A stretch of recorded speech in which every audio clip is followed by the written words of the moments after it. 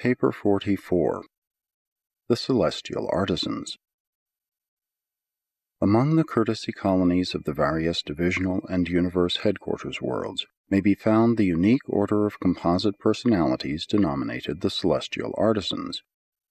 These beings are the master artists and artisans of the Morontia and lower spirit realms. They are the spirits and semi-spirits who are engaged in Morontia embellishment and in spiritual beautification. Such artisans are distributed throughout the ground universe, on the headquarters worlds of the superuniverses, the local universes, the constellations and systems, as well as on all spheres settled in light and life. But their chief realm of activity is in the constellations, and especially on the 770 worlds surrounding each headquarters sphere. Though their work may be almost incomprehensible to the material mind, it should be understood that the Morontia and spirit worlds are not without their high arts and supernal cultures. The celestial artisans are not created as such.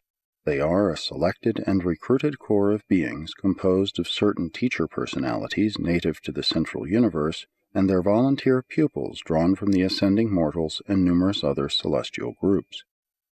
The original teaching core of these artisans was sometime assigned by the Infinite Spirit in collaboration with the 7 Master Spirits and consisted of 7,000 Havona instructors, 1,000 to each of the 7 divisions of artisans. With such a nucleus to start with, there has developed through the ages this brilliant body of skillful workers in spirit and Morontia affairs.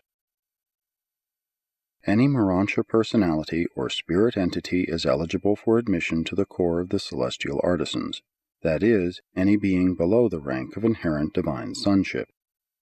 Ascending sons of God from the evolutionary spheres may, after their arrival on the Morontia worlds, apply for admission to the Artisan Corps and, if sufficiently gifted, may choose such a career for a longer or shorter period. But no one may enlist with the Celestial Artisans for less than 1 millennium, 1,000 years of superuniverse time. All Celestial Artisans are registered on the superuniverse headquarters, but are directed by Morontia supervisors on the local universe capitals.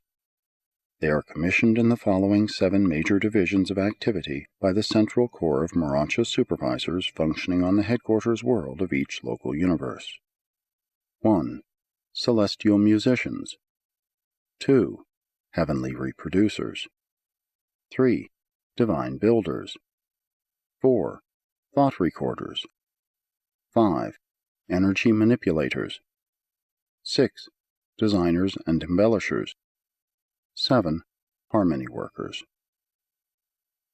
The original teachers of these 7 groups all hailed from the perfect worlds of Havona, and Havona contains the patterns, the pattern studies, for all phases and forms of spirit artistry. While it is a gigantic task to undertake to transfer these arts of Havona to the worlds of space, the Celestial Artisans have improved in technique and execution from age to age. As in all other phases of the ascending career, those who are most advanced in any line of endeavor are required constantly to impart their superior knowledge and skill to their less favored fellows.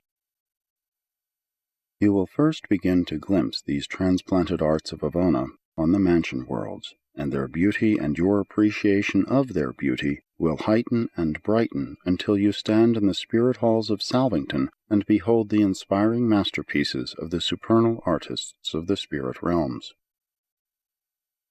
All these activities of the Morontia and spirit worlds are real. To spirit beings, the spirit world is a reality. To us, the material world is the more unreal. The higher forms of spirits freely pass through ordinary matter. High spirits are reactive to nothing material except certain of the basic energies. To material beings, the spirit world is more or less unreal. To spirit beings, the material world is almost entirely unreal, being merely a shadow of the substance of spirit realities. I cannot, with exclusive spirit vision, perceive the building in which this narrative is being translated and recorded.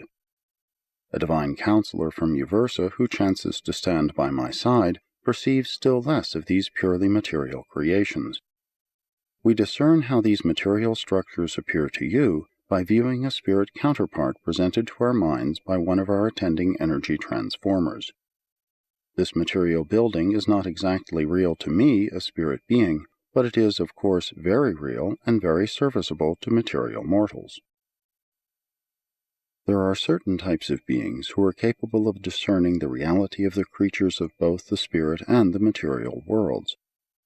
Belonging to this class are the so-called fourth creatures of the Havona Servitals and the fourth creatures of the Conciliators. The angels of time and space are endowed with the ability to discern both spirit and material beings, as also are the ascending mortals subsequent to deliverance from the life in the flesh. After attainment of the higher spirit levels, the ascenders are able to recognize material, morontia, and spirit realities. There is also here with me a mighty messenger from Uversa, an ascendant, adjuster-fused, one-time mortal being, and he perceives you as you are, and at the same time he visualizes the solitary messenger, the Supernifim, and other celestial beings present. Never in your long ascendancy will you lose the power to recognize your associates of former existences. Always as you ascend inward in the scale of life, will you retain the ability to recognize and fraternize with the fellow beings of your previous and lower levels of experience. Each new translation or resurrection will add one more group of spirit beings to your vision range, without in the least depriving you of the ability to recognize your friends and fellows of former estates. All this is made possible in the experience of ascending mortals by the action of the indwelling thought adjusters. Through their retention of the duplicates of your entire life's experiences, you are assured of never losing any true attribute you once had, and these adjusters are going through with you, as a part of you, in reality as you. But I almost despair of being able to convey to the material mind the nature of the work of the Celestial Artisans. I am under the necessity of constantly perverting thought and distorting language in an effort to unfold to the mortal mind the reality of these morontia transactions and near-spirit phenomena.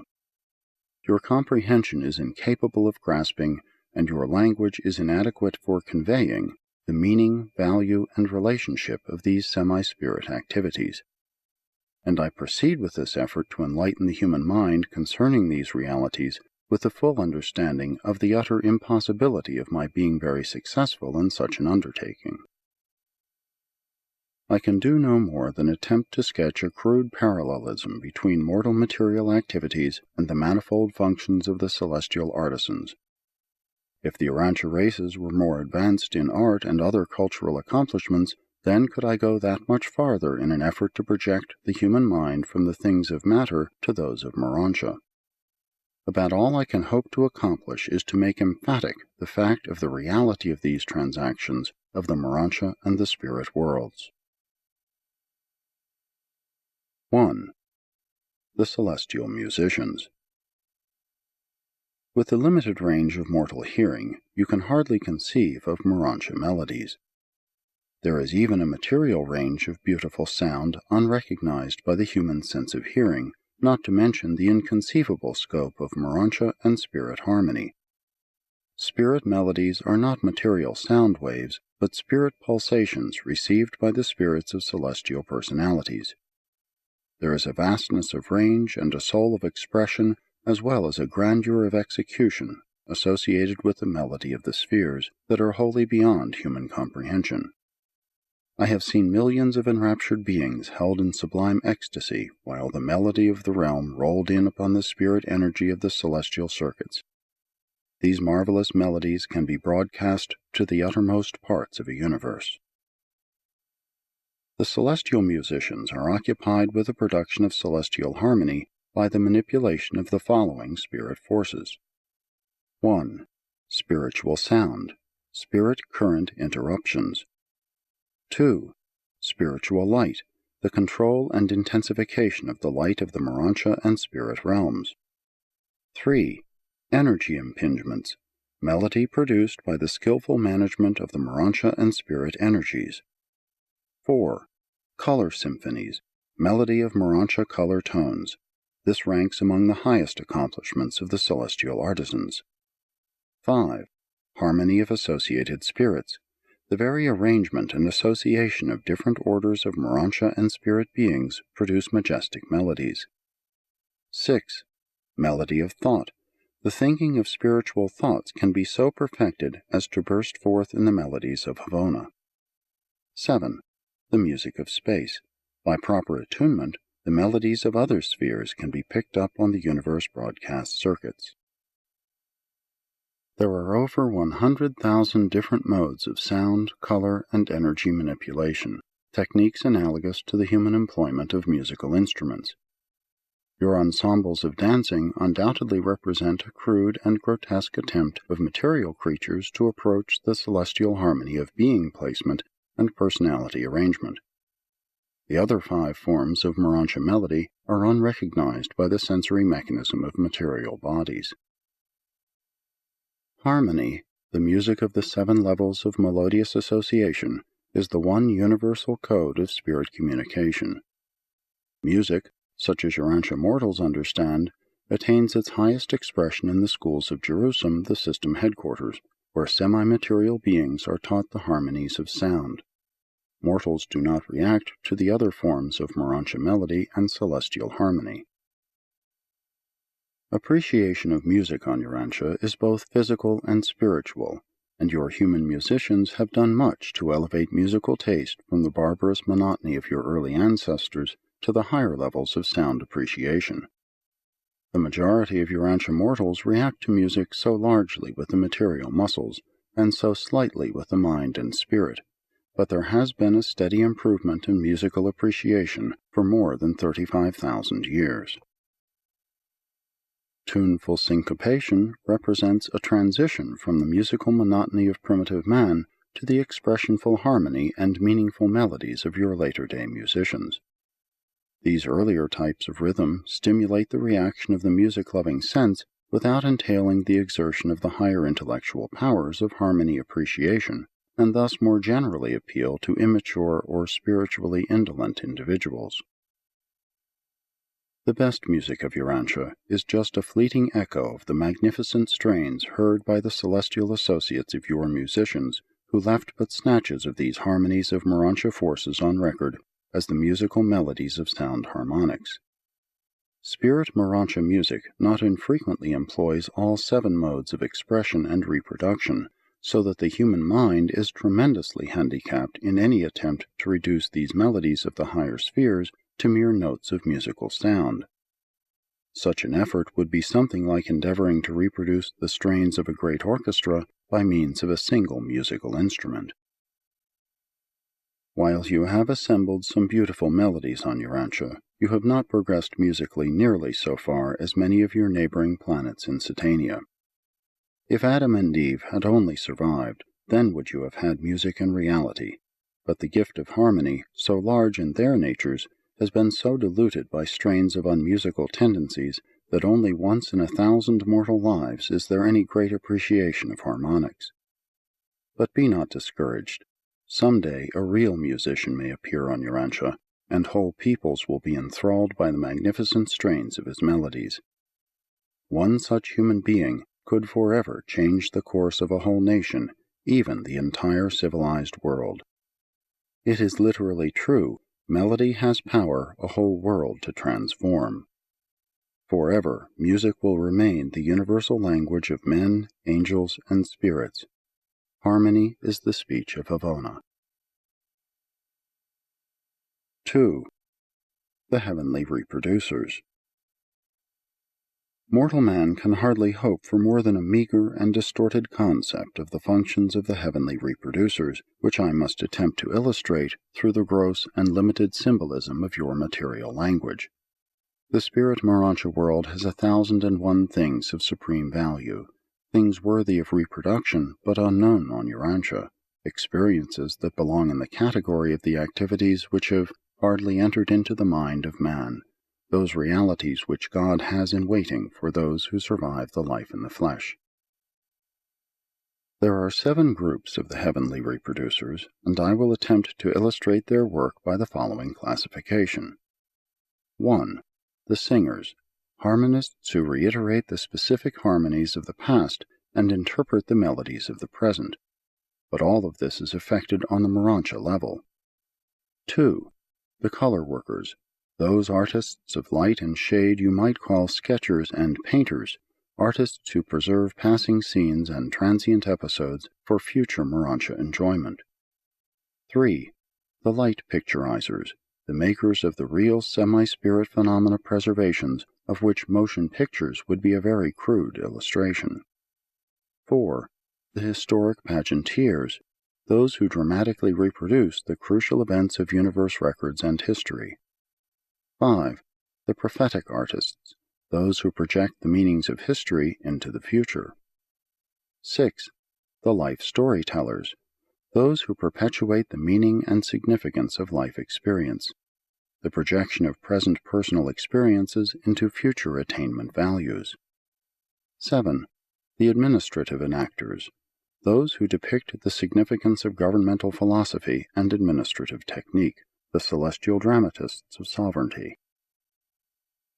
Very often and effectively, the heavenly reproducers collaborate with the reversion directors in combining memory recapitulation with certain forms of mind rest and personality diversion.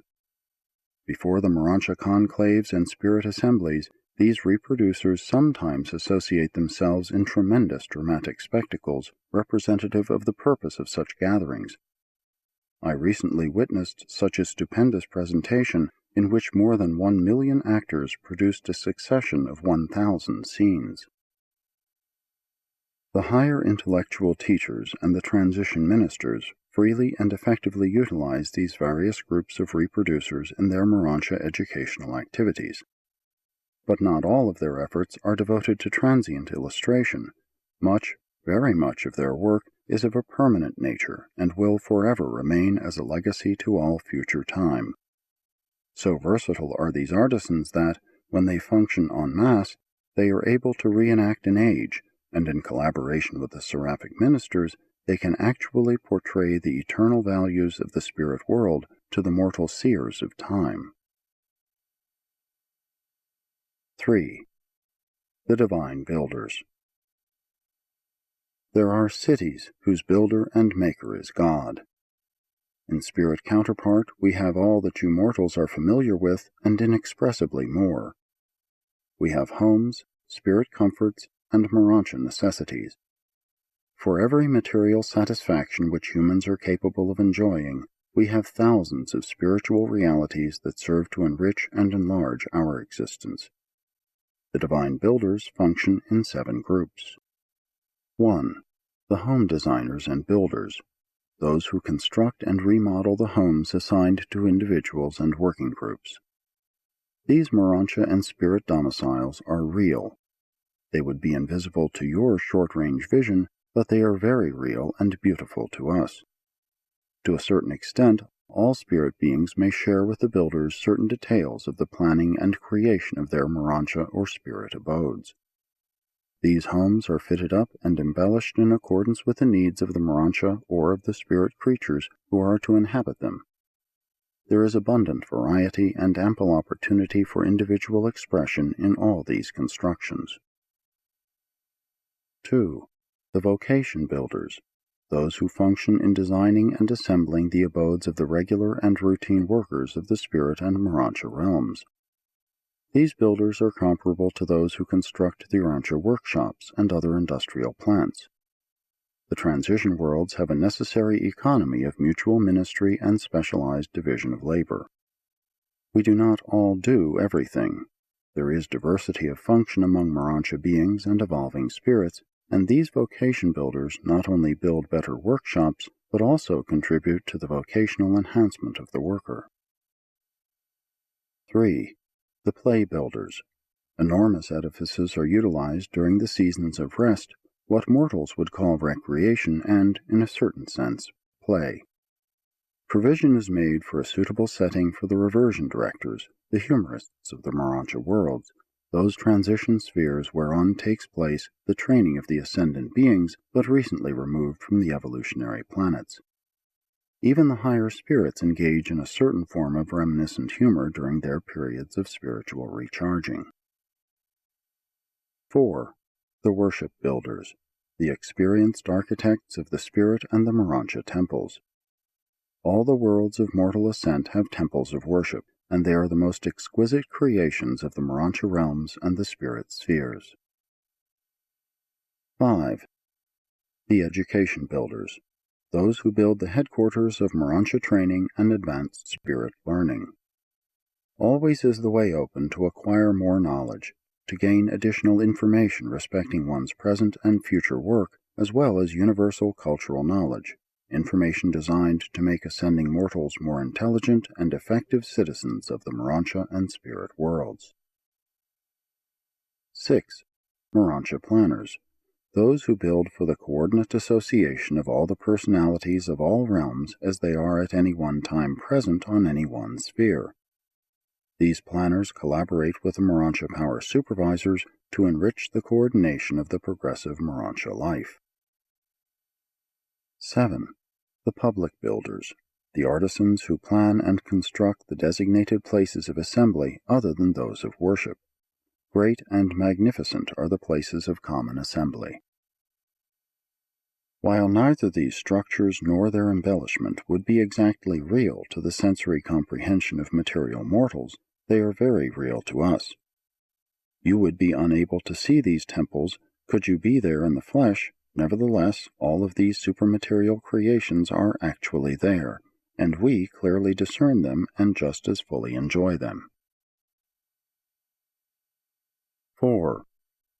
The Thought Recorders. These artisans are devoted to the preservation and reproduction of the superior thought of the realms, and they function in 7 groups. 1. Thought Preservers. These are the artisans dedicated to the preservation of the higher thought of the realms.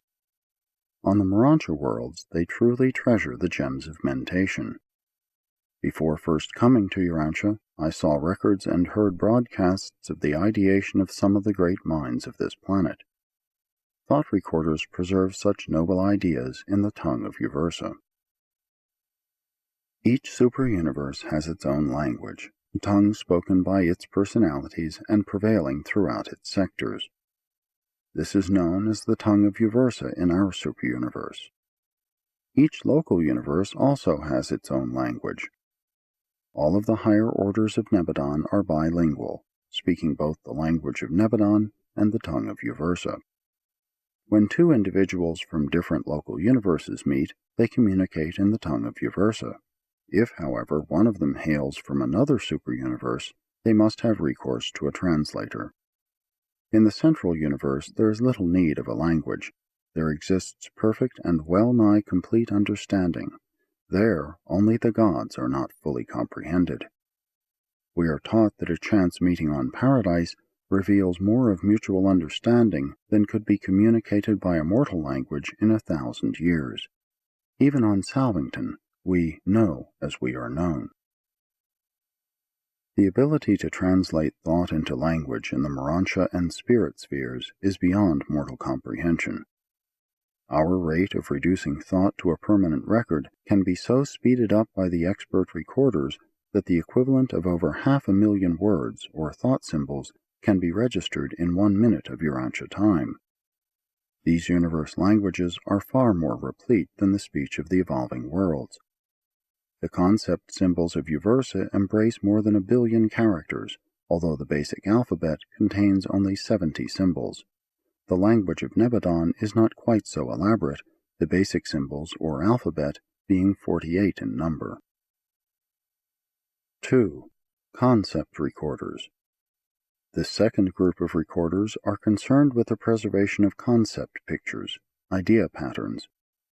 This is a form of permanent recording unknown on the material realms, and by this method I could gain more knowledge in 1 hour of your time than you could gain in 100 years of perusing ordinary written language.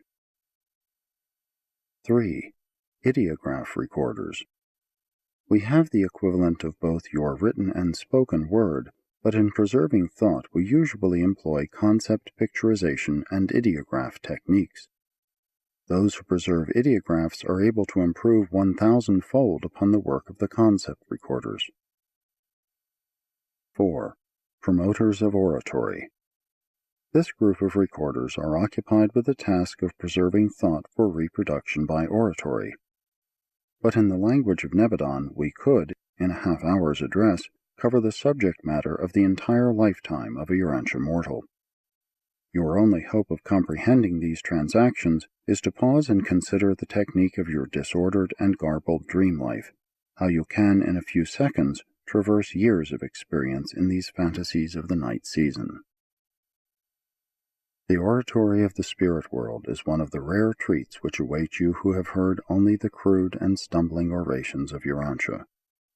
There is harmony of music and euphony of expression in the orations of Salvington and Edentia which are inspiring beyond description. These burning concepts are like gems of beauty in diadems of glory. But I cannot do it. I cannot convey to the human mind the breadth and depth of these realities of another world. 5. The Broadcast Directors. The broadcasts of Paradise, the superuniverses, and the local universes are under the general supervision of this group of thought conservers. They serve as censors and editors, as well as coordinators of the broadcast material, making a superuniverse adaptation of all Paradise broadcasts and adapting and translating the broadcasts of the Ancients of Days into the individual tongues of the local universes. The local universe broadcasts must also be modified for reception by the systems and the individual planets. The transmittal of these space reports is carefully supervised, and there is always a back registry to ensure the proper reception of every report on every world in a given circuit. These broadcast directors are technically expert in the utilization of the currents of space for all purposes of intelligence communication. 6. The Rhythm Recorders. Urantians would undoubtedly denominate these artisans poets, although their work is very different from, and almost infinitely transcends, your poetic productions. Rhythm is less exhausting to both Morontia and spirit beings, and so an effort is frequently made to increase efficiency as well as to augment pleasure by executing numerous functions in rhythmic form. I only wish you might be privileged to hear some of the poetic broadcasts of the Edentia assemblies and to enjoy the richness of the color and tone of the constellation geniuses who are masters of this exquisite form of self-expression and social harmonization. 7. The Morontia Recorders. I am at a loss to know how to depict to the material mind the function of this important group of thought recorders assigned to the work of preserving the ensemble pictures of the various groupings of Morontia affairs and spirit transactions. Crudely illustrated, they are the group photographers of the transition worlds. They save for the future the vital scenes and associations of these progressive epochs, preserving them in the archives of the Morontia halls of records. 5. The Energy Manipulators. These interesting and effective artisans are concerned with every kind of energy, physical, mindal, and spiritual. 1. Physical Energy Manipulators. The physical energy manipulators serve for long periods with the power directors and are experts in the manipulation and control of many phases of physical energy. They are conversant with the 3 basic currents and the 30 subsidiary energy segregations of the superuniverses. These beings are of inestimable assistance to the Morontia power supervisors of the transition worlds. They are the persistent students of the cosmic projections of Paradise. 2. Mind Energy Manipulators. These are the experts of intercommunication between Morontia and other types of intelligent beings. This form of communication between mortals is practically non-existent on Urantia.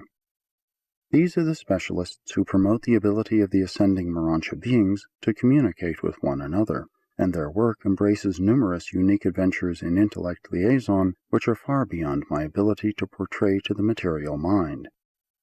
These artisans are the keen students of the mind circuits of the infinite spirit. 3. Spiritual Energy Manipulators. The manipulators of spiritual energy are an intriguing group.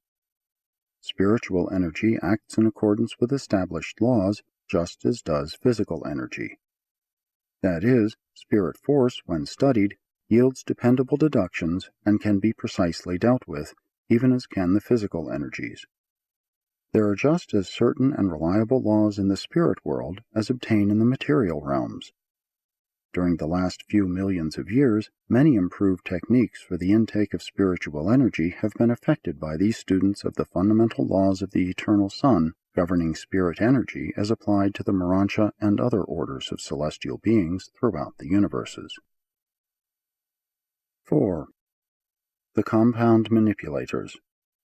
This is the adventurous group of well-trained beings who are dedicated to the functional association of the three original phases of divine energy manifested throughout the universes as physical, mindal, and spiritual energies.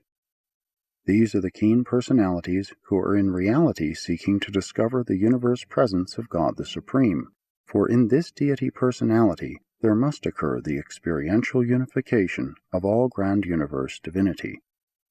And, to a certain extent, these artisans have in recent times met with some success. 5. The Transport Advisors. This group of technical advisors to the Transport Seraphim are most proficient in collaborating with the star students in working out routings and in otherwise assisting the chiefs of transport on the worlds of space. They are the traffic supervisors of the spheres and are present on all inhabited planets. Urantia is served by a corps of 70 transport advisors. 6. The Experts of Communication. Urantia likewise is served by 12 technicians of interplanetary and inter-universe communication. These long-experienced beings are expert in the knowledge of the laws of transmittal and interference as applied to the communications of the realms. This corps is concerned with all forms of space messages except those of gravity and solitary messengers. On Urantia, much of their work must be accomplished over the Archangel's circuit.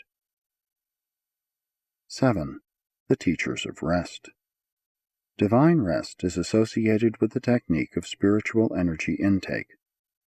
Morontia and spirit energy must be replenished just as certainly as physical energy, but not for the same reasons.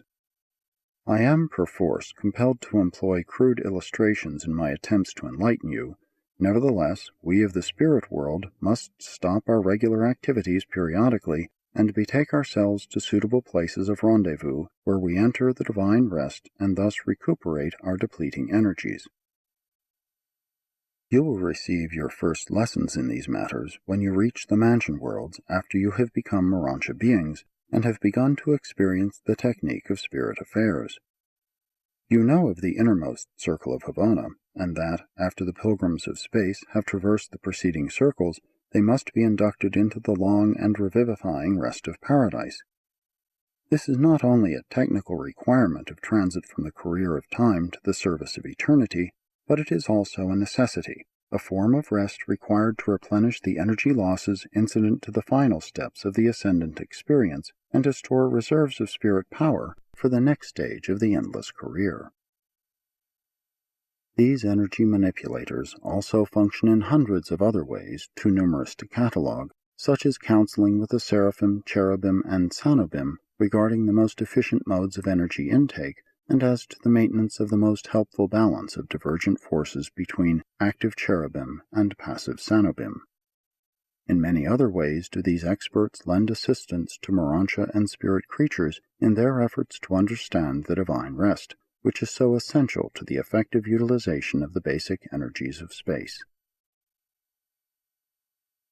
6. The Designers and Embellishers. How I wish I knew how to portray the exquisite work of these unique artisans. Every attempt on my part to explain the work of spirit embellishment would only recall to material minds your own pitiful but worthy efforts to do these things on your world of mind and matter. This corps, while embracing over 1,000 subdivisions of activity, is grouped under the following 7 major heads. 1. The craft workers of color. These are they who make the 10,000 color tones of spirit reflection peal forth their exquisite messages of harmonious beauty. Aside from color perception, there is nothing in human experience to which these activities may be compared. 2. The sound designers. Spirit waves of diverse identity and Morontia appreciation are depicted by these designers of what you would call sound. These impulses are in reality the superb reflections of the naked and glorious spirit souls of the celestial hosts. 3. The emotion designers. These enhancers and conservators of feeling are those who preserve the sentiments of Morontia and the emotions of divinity for the study and edification of the children of time and for the inspiration and beautification of Morontia progressors and advancing spirits. 4. The artists of odor. This comparison of supernal spirit activities to the physical recognition of chemical odors is, indeed, unfortunate, but Urantia mortals could hardly recognize this ministry by any other name. These artisans create their varied symphonies for the edification and delight of the advancing children of light. You have nothing on earth to which this type of spiritual grandeur can be even remotely compared. 5. The presence embellishers. These artisans are not occupied with the arts of self-adornment or the technique of creature beautification. They are devoted to the production of multitudinous and joyous reactions in individual Morontia and spirit creatures by dramatizing the significance of relationship through the positional values assigned to different Morontia and spirit orders in the composite ensembles of these diversified beings. These artists arrange supermaterial beings as you would living musical notes, odors, sights, and then blend them into the anthems of glory. 6. The taste designers. And how can you be told of these artists? Faintly I might suggest that they are improvers of Morontia taste, and they also endeavor to increase the appreciation of beauty through the sharpening of the evolving spirit senses. 7. The Morontia synthesizers. These are the master craftsmen who, when all others have made their respective contributions, then add the culminating and finishing touches to the Morontia ensemble, thus achieving an inspiring portrayal of the divinely beautiful, an enduring inspiration to spirit beings and their Morontia associates. But you must await your deliverance from the animal body before you can begin to conceive of the artistic glories and aesthetic beauties of the Morontia and spirit worlds.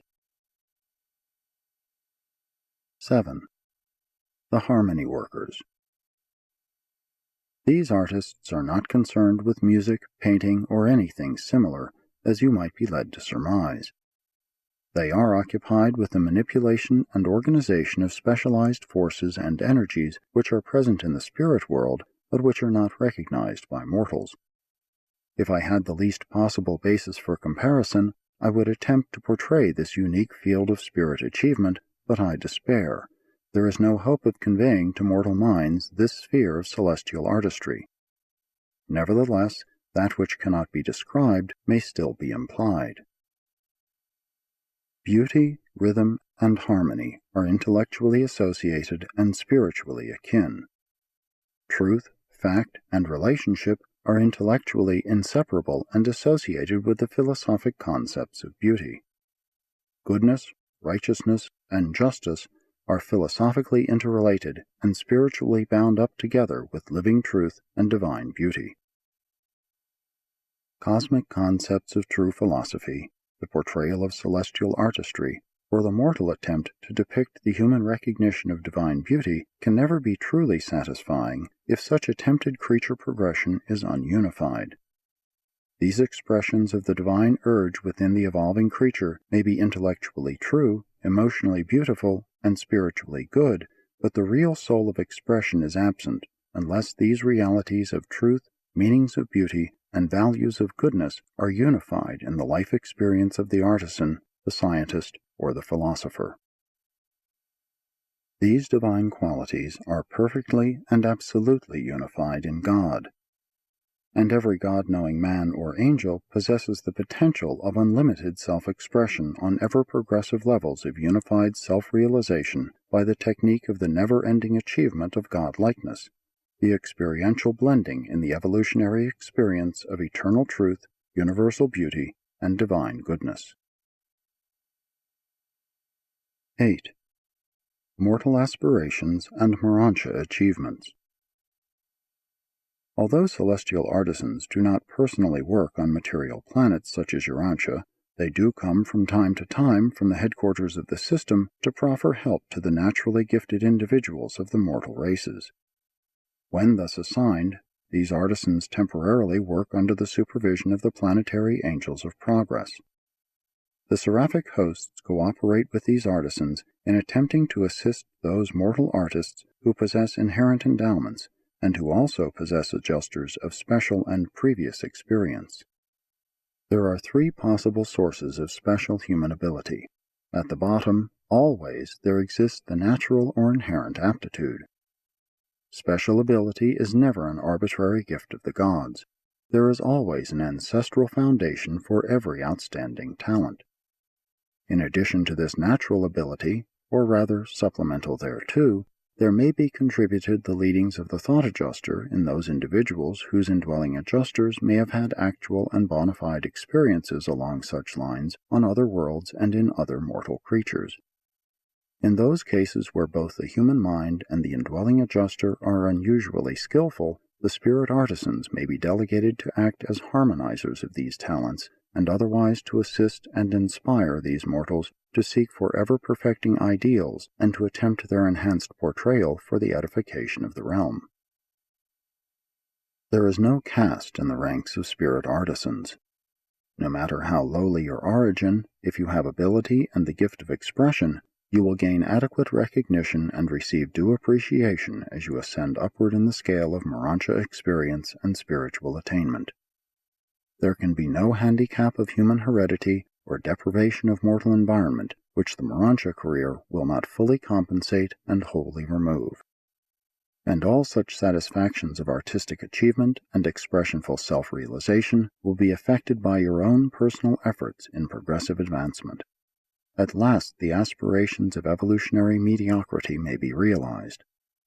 While the gods do not arbitrarily bestow talents and ability upon the children of time, they do provide for the attainment of the satisfaction of all their noble longings and for the gratification of all human hunger for supernal self-expression.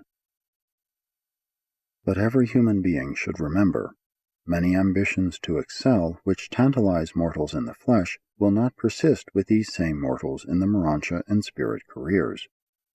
The ascending Morontians learn to socialize their former purely selfish longings and egoistic ambitions. Nevertheless, those things which you so earnestly long to do on earth, and which circumstances so persistently denied you, if, after acquiring true mota insight in the Morontia career, you still desire to do, then will you most certainly be granted every opportunity fully to satisfy your long-cherished desires. Before ascending mortals leave the local universe to embark upon their spirit careers, they will be satiated respecting every intellectual, artistic, and social longing or true ambition whichever characterized their mortal or Morontia planes of existence.